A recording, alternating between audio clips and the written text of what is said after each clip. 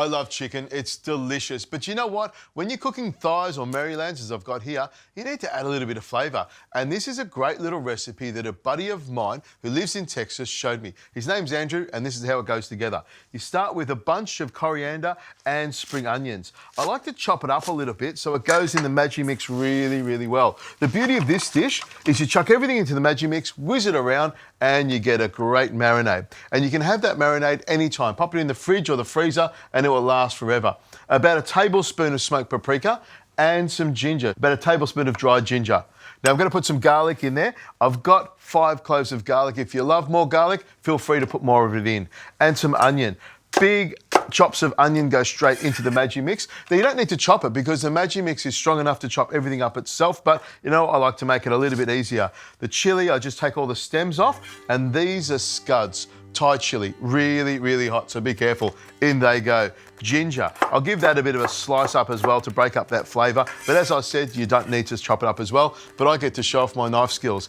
In goes the ginger, pretty big knob of ginger. Capsicum, red and green capsicum. You can use whatever capsicum you want, but I like the flavour and the sweetness that the capsicum brings off. Lemon, a little squeeze of lemon to make it nice and acidic, and I squeeze it through my fingers to make sure that I don't get any pips in here. In goes some vinegar, a little bit of sherry vinegar, about 3-4 tablespoons, and some red wine, about the same amount of that.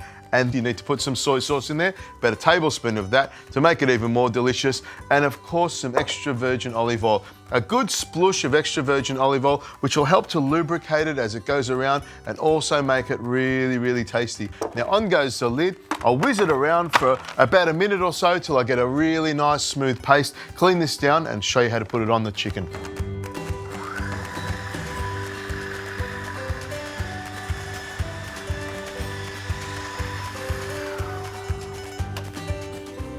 Oh, that smells really, really good.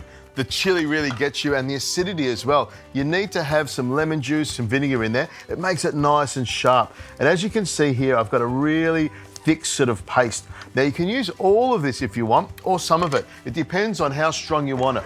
Me, I like it really strong, and I like this to become the sauce. Now, all I need to do is spoon this straight onto the chicken, but before I do that, I'll put some salt on there. Salt loves meat, meat loves salt, and make sure you put plenty of salt on it, and pepper. Put it on the chicken because that will start soaking into the chicken and give it a really good flavour. Now this part here is really easy. You pour the sauce or the marinade or salsa, whatever you want to call it, over the top of the chicken, like that with a spoon, lift it up a little bit and it'll go underneath it. Now you just need to pop this into an oven at 180 degrees Celsius, and you'll know it's cooked because you'll put the fork in there, and when the meat comes off the bone and nice and white, it's ready to go. Looks fantastic and smells even better, and cooked all the way through. And you can see the sauce or the marinade or the salsa, whatever you want to call it, is really nice and thick, and that's what I like. This is a great little dish. You'd serve it with either tacos or potato, maybe mashed potatoes, or maybe even just chips. You can see it comes off the bone really, really easily. And goes in my mouth even easier. That is delicious. It's got some great flavors to it. This is a great way of serving chicken a little bit different.